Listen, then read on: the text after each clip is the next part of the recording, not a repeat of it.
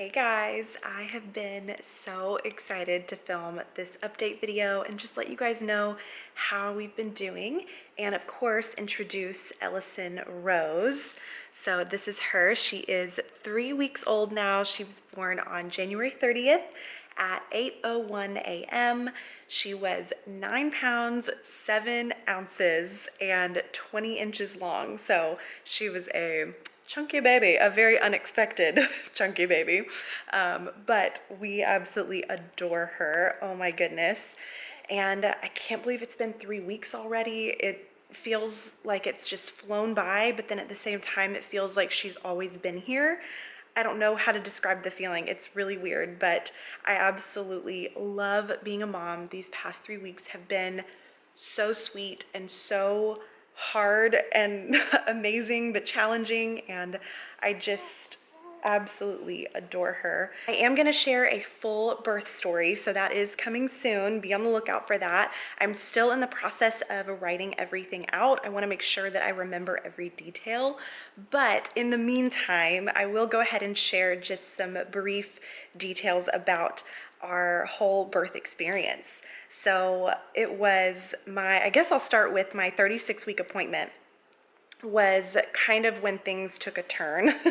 Up until 35 weeks, she had been head down, ready to go. I'd been having very inconsistent contractions very early on. Like, I had a feeling she's gonna come early, this is going perfectly. Well, my 36-week appointment comes and we did an ultrasound and found out that she was in fact breech. So she had flipped up sometime in between 35 and 36 weeks. So I didn't really know how to process that. I knew that a breech baby meant a C-section, and my doctor hadn't discussed that with me yet, but I knew in the back of my mind that that was going to be the only option if she decided to stay breech. So my 37-week appointment came, 38-week appointment came, and she was still head up. So we discussed the options, of course, along the way of all the different things I can do at home to get her to flip head down. We discussed the ECV, the external cevatic version, where they basically manually flip your baby. And I know that it's worked for some and it's been successful, but I just didn't feel comfortable with it. I don't know why. I just had to check in my spirit about it. I just thought too many risks were involved with that. And we decided to not do the ECV, which, looking back, I'm so thankful we did not do that. And I just had a feeling that if she was still breech at 38, 39 weeks, that far along, there was a reason for it. And that it wasn't up to me to try to change how my story was supposed to go. So that was kind of where things were at. And so we did end up scheduling a C-section at my 38-week appointment. And I didn't really share with anybody because in the back of my mind, I still thought, well, she could still flip. And I don't want to have to go back to everybody and re-announce that, okay, our birth plans have changed.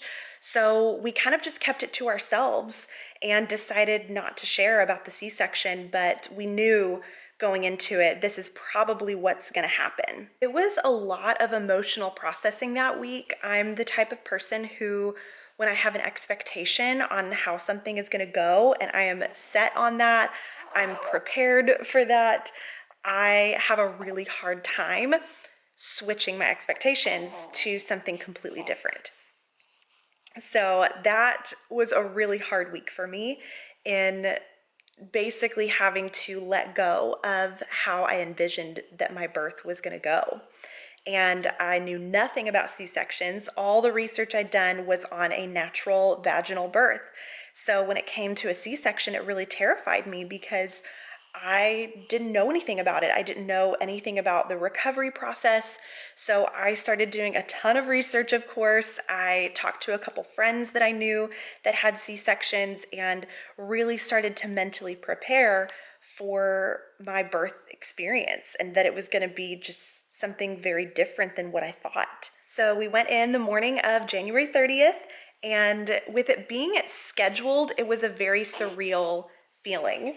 It was very peaceful, but very surreal knowing, okay, we're driving to the hospital right now to go have a baby. I'm not in labor, I'm not having contractions, anything like that, but we're gonna meet our baby in just a couple of hours, and it was really weird. But I wouldn't change a thing. And again, I'll do a full birth story sharing all the details of our whole experience, but it was very peaceful. That's kind of the one takeaway from it. It was just a peaceful experience. With it being planned, it was super positive and it went amazing. It went way better than I could have ever imagined. I wouldn't change a thing about it. The hospital was amazing. The nurses were phenomenal. We just had such a great experience. And recovery has been challenging just because it's, you're looking at a very different recovery than a vaginal birth. So I'm, having to learn how to be a mom and take care of a newborn, but at the same time recover from major surgery. I would say the first couple of days were the hardest. That is when, you're trying to get up and walking for the first time.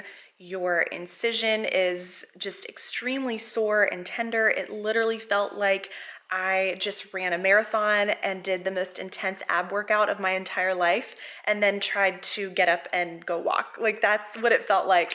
And, it was really, really hard that first week. I did have my mom in town the first couple weeks, which was so helpful. I can't even explain how helpful she was. Oh my gosh, I wouldn't have wanted it any other way.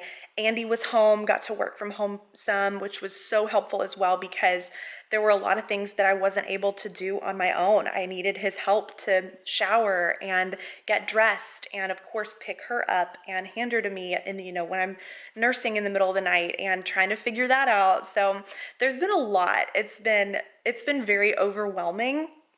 But I feel like, we're 3 weeks in now and I'm starting to kind of get more in a rhythm with things. It's less overwhelming, there's less anxiety involved, and things have been going really, really well.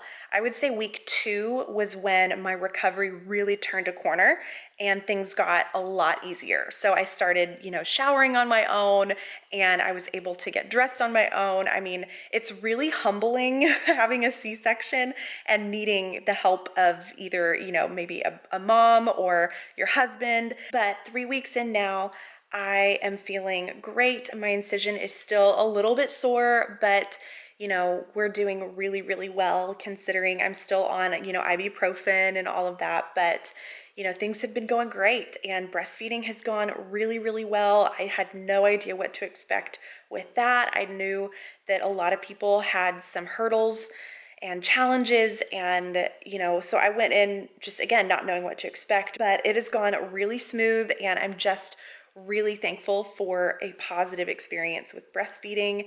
And Andy's back at work, my mom has gone, we're just kind of in normal life now.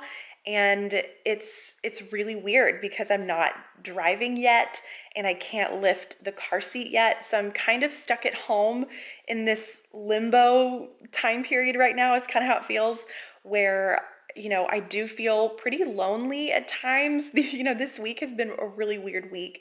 And I know I have a couple more weeks before I'll be able to get out and about and, go run and get coffee or go to Target or, whatever, all the normal things that you do. I can't really do them right now. So I'm pretty much at home. And then, of course, when Andy's home on the weekends, we can get out and do things. But other than that, I have emotionally felt really, really good. That was another piece that I did not know what to expect. And I knew that postpartum depression was a real thing, but I don't feel like I've experienced anything like that. And I'm just so thankful for a positive experience with postpartum. It has been great. Considering all the things, considering you are not sleeping, you're recovering from abdominal surgery, and man, just there's so many things. It's just such a huge adjustment with everyday life, and it has definitely been a roller coaster for sure.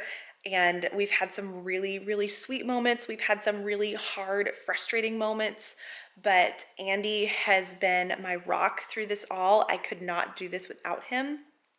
And, these past 3 weeks have just been again, so challenging, but so sweet. I just want to savor every moment. I want to remember it all because I know that this newborn stage goes by so quick and I just never want to forget. So that is basically how we're doing. That is my update. And again, be on the lookout for that full birth story for the C-section because I definitely want to share in, more in depth kind of our experience with that. And, I hope that can be helpful for some of you who may be looking at a C-section or facing that in your future. I really hope I can be an encouragement with that. That's kind of my goal because we did have such a positive experience. So, I really do want to share that. But thank you guys so much for following along and just being a part of this whole journey with me from start to finish. If you've been following from the very beginning of my first trimester pregnancy update all the way until now, you guys are the best. So if you've been following along and you're not subscribed yet, make sure to hit that subscribe button. We just hit 4,000 subscribers and I am so blown away. I'm so excited. It's just a really huge milestone number for me.